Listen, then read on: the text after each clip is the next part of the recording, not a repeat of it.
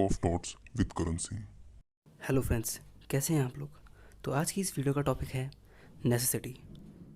Necessity का मतलब होता है अगर हम किसी ग्रेटर इवल को रोकने के लिए कोई रॉन्ग करते हैं तो वो रॉन्ग कंसीडर नहीं किया जाता है। Let's take an example. अगर 10 घर लाइन में हैं और 4 में आग लग चुकी है, 5वें घर को आप उड़ा देते हैं तो वो रॉन्ग कंसीडर नहीं किया जाएगा because it was necessary at that time. Essentials of necessity. Necessity का सिर्फ एक ही इसेंशियल है जो है किसी ग्रेटर इवल को होने से रोकना। Richard versus Dudley and Stephens 1884। एक बोट में 4 लोग होते हैं, Tom Dudley captain, Edmund Stephen mate, Edmund Brooks crewman और Richard Parker the ship boy. इन लोगों की शिप एक ह्यूज स्टॉर्म से निकले हुए वेव से टकराती है और डिस्ट्रॉय होने के कारण श्रिंक कर जाती है। ये चारों लोग एक लाइफ बोट में सर्वाइव करते हैं विद अनसफिशिएंट फूड एंड वाटर। कुछ टाइम बाद इनके पास खाने पीने की चीज़ें कम होने लगीं। 7 दिन बाद जब इनके पास लगभग सारी चीज़ें ख़त्म हो चुकी थीं, कैप्टन थॉमस ये डिसाइड करता है कि हम में से किसी एक को सेक्रीफाइस करना होगा जिसके फ्लैश को खा के हम सर्वाइव कर पाएंगे।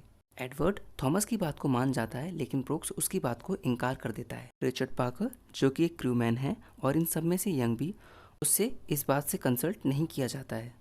कुछ समय बाद डूडली और स्टीफन फिर डिसाइड करते हैं कि वो उस बॉय को मार देंगे और उस बॉय को मारने के बाद वो तीनों, डूडली, स्टीफन और एडमंड, तीनों उसके फ्लैश पर सर्वाइव करते हैं और बाद में उन्हें रेस्क्यू कर लिया जाता है। ये केस हमने नेसेसिटी के अंदर पढ़ा, लेकिन इस केस को पढ़ने के बाद ये किसी भी तरीके से नहीं लगता है कि ये नेसेसिटी के अंदर आता है। किसी को मारना ही सबसे बड़ा ग्रेटर इवल और हीनस क्राइम माना जाता है, जो कि थॉमस डूडली और स्टीफन एडवर्ड ने रिचर्ड पार्कर को मारकर किया, जिसके चलते उनको रिगोरियस लाइफ इम्प्रिजनमेंट भी हुई। तो इस केस में necessity as a good defence नहीं साबित हो पाया। ले वर्सेस ग्लैडस्टोन 1909। इस केस में एक प्रिजनर हंगर स्ट्राइक पर होता है और उस जेल का जेलर उसकी हंगर स्ट्राइक को तोड़वा देता है उसे खाना खिलाकर। हालांकि ऐसा करना गलत तो था पर ज़रूरी भी था। अगर उस प्रिजनर की हंगर स्ट्राइक के चलते उसे कोई भी हेल्थ रिलेटेड इशू होते तो उसमें उस जेलर की भी लायबिलिटी होती, क्योंकि ये उसकी रिस्पॉन्सिबिलिटी बनती थी कि उस प्रिजनर की टेक केयर करना। किसी पर्सन को बिना कोई लॉफुल एक्सक्यूज़ के और उसकी कंसेंट के छूना बैटरी माना जाता है, जो कि इस केस में हुआ। और साथ ही इस केस में प्रिजनर एक लड़की होती है। Carter versus Thomas 1891। इस केस में प्लेंटिफ के घर में आग लगी होती है।